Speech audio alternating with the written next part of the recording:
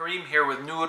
I wanted to talk about one of the social realities around why some Muslim youth are turning to atheism. Yes, atheism. Well, first of all, a young person is going through what we call in psychology a process of individuation. And what that means is that the individual is trying to construct a sense of identity based on the beliefs and values that have shaped them up until that point. So if I was raised by my family, once I start going to school and interacting with different types of people out there, I start to question and wonder and test which values actually seem right or feel right to me, and which beliefs seem to be stronger or have greater evidence or proof. So believing in a God or not believing in a God, having a girlfriend or boyfriend, not having a girlfriend, boyfriend, and so on and so forth. And so young Muslims are dealing with this existential struggle constantly.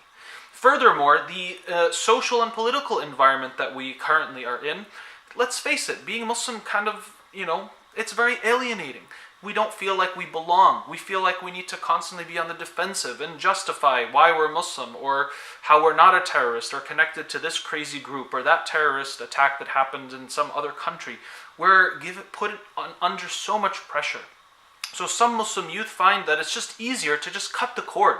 Like, I'm not connected to Islam or Muslims, I'm an atheist, so just don't ask me those things anymore. Let me be. Some people do this out of pressure. Other youth are doing it because they actually feel like atheism is a more appealing worldview. It has sounder points, it has stronger evidence, and of course, socially, it actually allows you a template to basically be free and liberated and do what you want. You don't need to have all this guilt anymore about a hereafter and paradise and hell and whether or not you can do this or drink that or touch this. You can just do your thing, man. And so this can be very appealing to the young person. And as a community, we have to make sure that we're aware of this constant struggle that many of the youth are having, and why atheism is not only with Muslim youth becoming more popular, but with youth in general, because it is very much grounded in modern day science. In other words, the scientific community is trying to promote that the explanation of the world does not require a concept of a God or anything else that has to do with religion, are basically now being grouped into these concepts of myths. And so it is a very difficult time. We need to take this seriously. We need to sit down and have discussions with our children and be able to ask the why questions and address some of the hard questions, like why is there evil in the world? How come we have to do this and do that? And I don't understand why we have to do this or do that. And this is also an opportunity for many of us adults and parents to reconnect to our tradition in a more profound way. The other advice I want to give around this is, anytime you tell your child that they are not allowed to do something, whether it's go to a prom or go to a party or hang out with these group of friends, always explain the reasons and the meaning, and more importantly, offer an alternative. In other words, if you can't go to the prom, then let them have a get-together or a party at their house with their friends that also aren't going to the prom.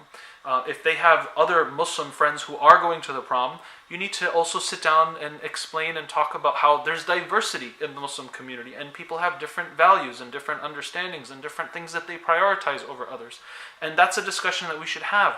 And I think that part of the problem is we think we're all supposed to be the same and think the same and act the same, and Muslims are just like coming out of some, factory that produces the same type of creature over and over again all over the world. And this is simply not the case. So it helps us also explore concepts of diversity, multiculturalism, different interpretations, and how essentially we are all just trying to practice the principles and values of this tradition.